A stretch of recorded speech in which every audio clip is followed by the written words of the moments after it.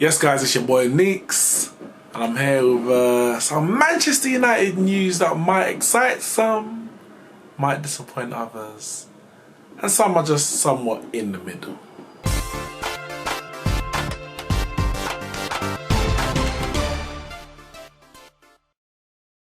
Now, we know transfer market is open, and business on Man United's front's been a bit slow. It's been a bit slow. The fact is, pre-season starts July, and Solskjaer said he wants basically all his business. He wants all his business done before July, so he has his full squad ready for pre-season and to go into the season. His first full season. It's a massive season. The fact that we finished outside the top 4 last year, fell away at the end of the season, so it's a lot. And we know, obviously, got the information that Paul Pogba wants to leave. We know that Solskjaer said he wants to keep him, and then obviously there's also the agent trying to secure the best financial move, you might say, for him and the player. So there's a lot of that going on.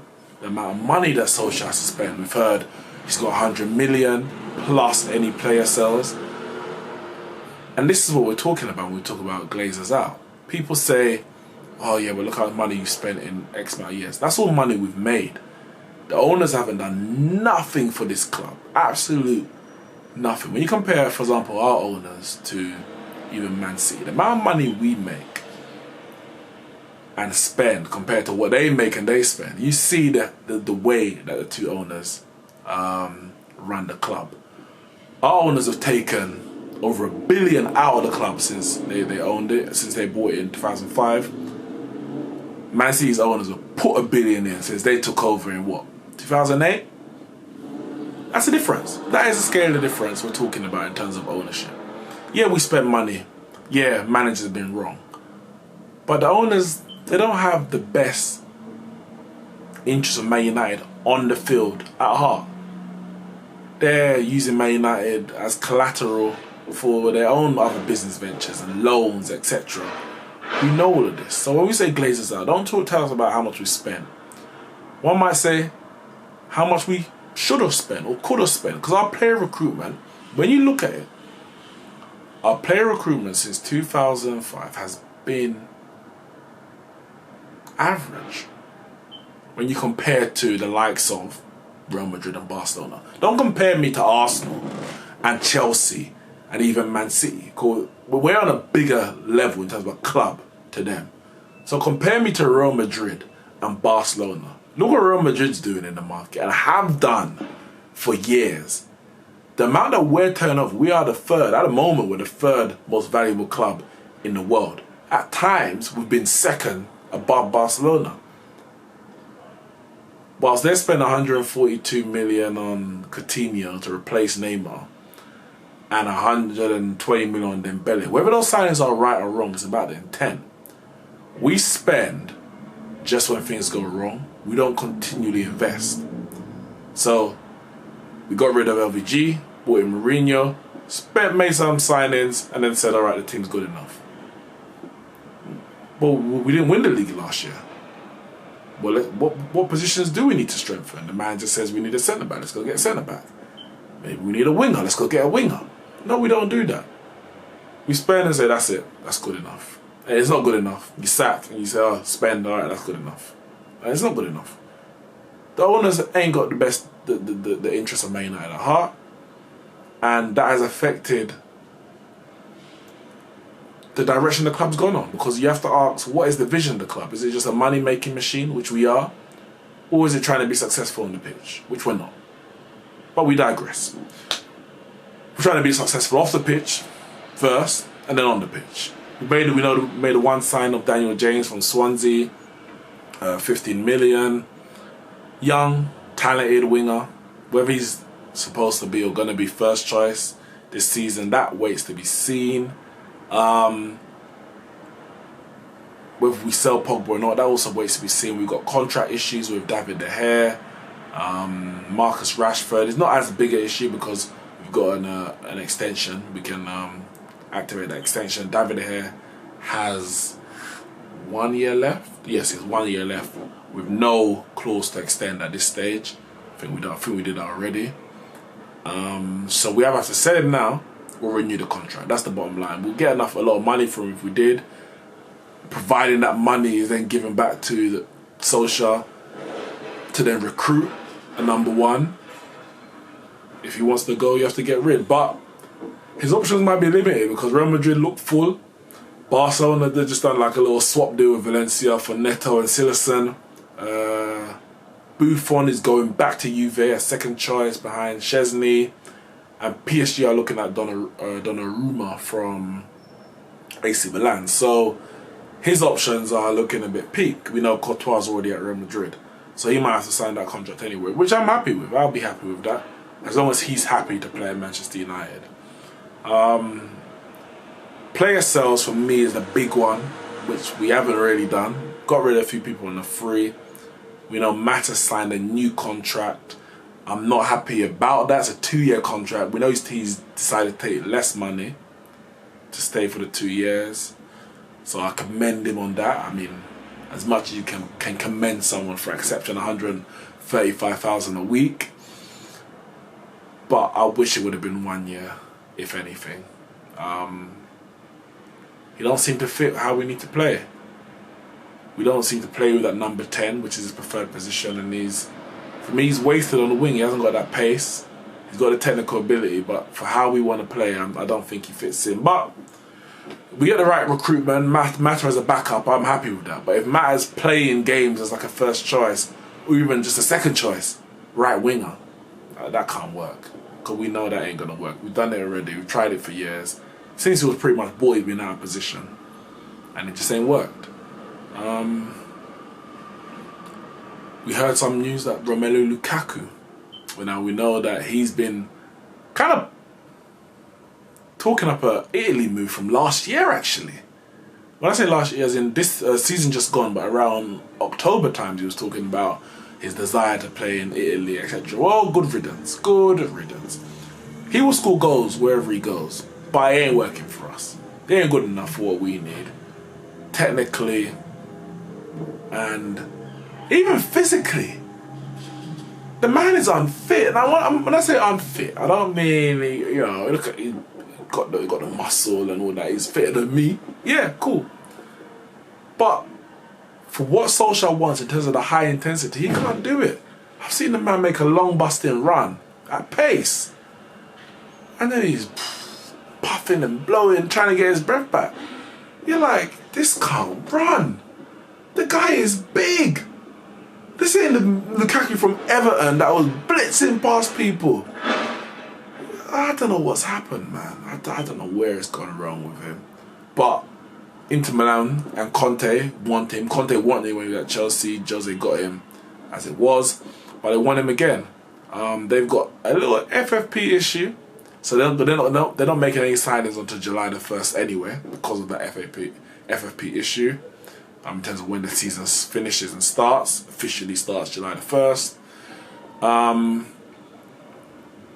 But they're proposing a £9 million loan fee for a 2-year loan with an obligation to buy for 54 million at the end of that loan.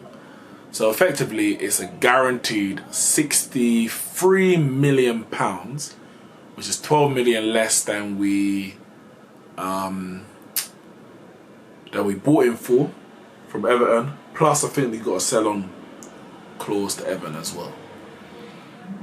That ain't good enough.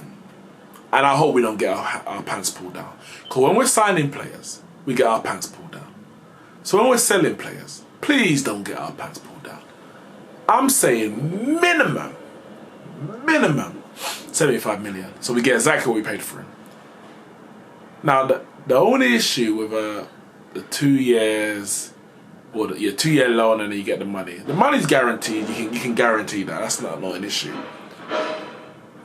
But there's something called inflation. 75 million today ain't worth 75 million in 2 years, especially the way the market's going. So we gotta be hard. We gotta say, nah, we getting that money now, and we can spend that money now. Because I said 75 million in 2 years might only get you a second choice centre back. We don't know where the market's going to go, and the way it's going, that ain't a good deal for us. Now, if they really can't afford it, and they have to do a 2-year loan with a obligation to buy after the end, then for me it has to be around 90 million. You say, cool, you pay us 10, maybe 90 million euros, I don't know, 90 million pounds, whatever you want to call it. Let's say 90 million pound. You might say, all right, 10 million pound loan fee with 80 million obligation to buy at the end of the 2 years. So you protect yourself and the asset against inflation, and then the market variables. Things change. We know Neymar might be going to Barcelona for 200 million. That in alone is going to have a ripple effect, because PSG they're going to need to spend, and people know they got 200 million to spend, so the price goes up, etc., etc. We already, because of our clout and the money we've got, we already get overcharged. So we need to make sure when we're selling, we're getting that money. Bayern Munich tried to buy Sane, and they want Sane. They still do want him. Some people on Sane's side want him to make the move. We know he's had his difficulties. Sane wants it to work at Man City. We'll go into that when we do our shots fired with Yannicka. But they bid, I think, 80 million euros or so. Man City said, nah. Now, I'm sure there's a certain price that he will go, that they will sell. Every player has his price. But if Man City was signing someone from Bayern Munich, for example, Bayern Munich are charging a premium, but they want to buy, and they want to buy on the cheap. Nah. Because if we bought you Pogba from Italy for 90 million, and at the time, 90 million was a world record fee. Now, I ain't saying Lukaku is worth what Pogba's worth, but 90 million today ain't what 90 million was yesterday. Bloody hell, Leicester won 90 million for Maguire. So excuse me if I want at least 75 million up front for Lukaku, or 90 million in 2 years. Excuse me. Because the man is guaranteed goals. That we can be assured of. And in Italy, they ain't the strongest league, a bit slower. He's going to score. He's going to score goals. So Inter, come again. Because we ain't happy with that. Come again. Another rumour. I say rumour. It's more than a rumour, but interest in Harry Maguire, who I just mentioned. Leicester won a lot. They won 90 to 100 million. Man City and Man United are saying we value him at 60 million, 65 million. Now, of course, it's a seller's market. If they don't want to sell, we have to pay up, or we get a new target.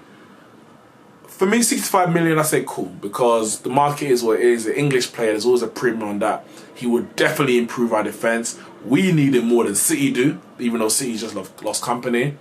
But clearly, with the defence we had last year, we need him more. But I'm not willing to get our pants pulled down. Arguably, if I'm there, I'm saying I will go up to 70, 75 million. But to pay more for Maguire than Liverpool pay for Van Dijk, nah, for me, you can do a better deal. And there's better defenders out there for less than that. Heck, even there's better defenders out for slightly more.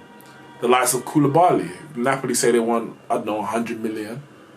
I'd rather spend 100 million on Koulibaly, for me, than 80 million, 90 million on Maguire.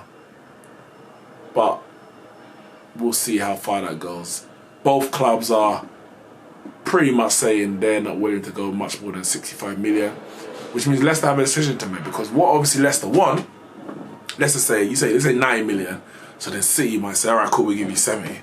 And Man United say, okay, we'll give you 75. They want that bidding war, because that ups the price. But if both clubs say 65 million is the bottom line, then Leicester got a decision. They either sell him or they don't. And then the players got a decision, Man United or Man City. And we have to see. We definitely need a centre-back. I was reading something saying that they were considering whether they need to get a centre-back. No, you need to get a centre-back. There's nothing to consider. You need a centre-back desperately. I can't do another season of Phil Jones and Smalling. I can't. Please, Man United, I beg. Bruno Fernandes. We know there's heavy interest on Man United side. I've now heard there's interest from Liverpool side. I don't know how firm either interests are, whether official bids will be made and will be accepted, but he's definitely a player I would take, even if we keep Pogba. We need strengthening in that midfield.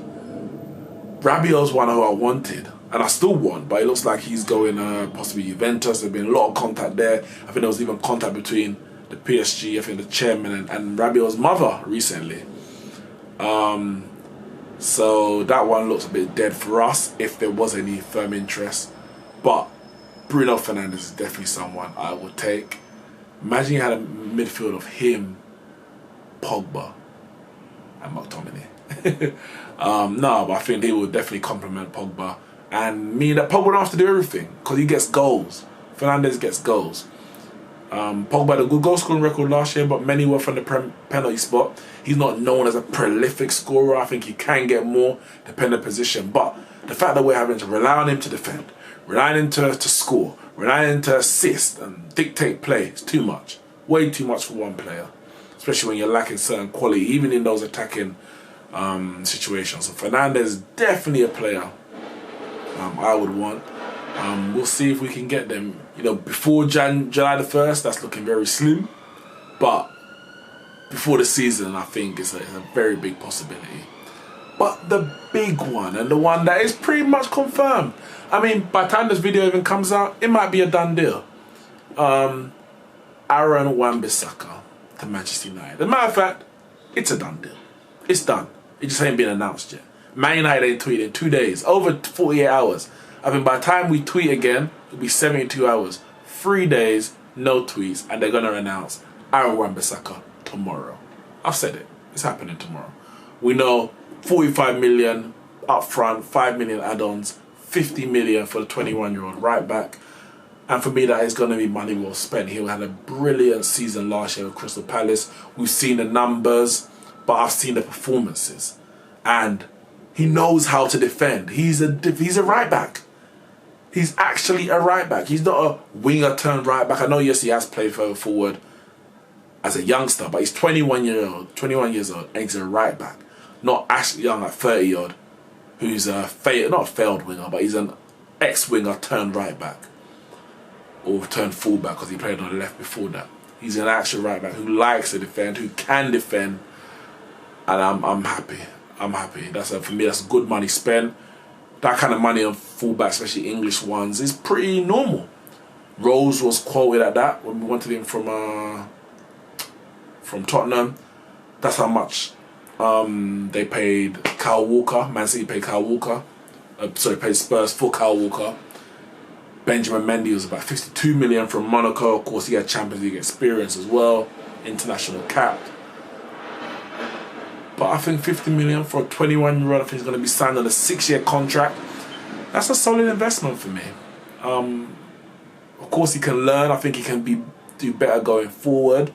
But 45 million, 5 million add-ons based on appearances, 80,000 a week contract. That's 8 times what he's on at the moment at Crystal Palace. I don't have to see Ashley Young next year. And for me, that's an automatic win. So Aaron Wan-Bissaka, welcome.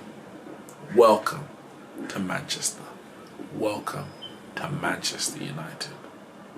That's it from me, guys. Let me know in the comments below your thoughts on the potential signings and even outgoings on Manchester United this summer.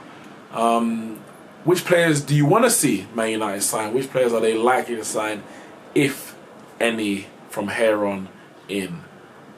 Which players do they need if they're gonna, I'm not gonna say get back to the glory days, but let's just say take a step in the right direction up the Premier League table next season.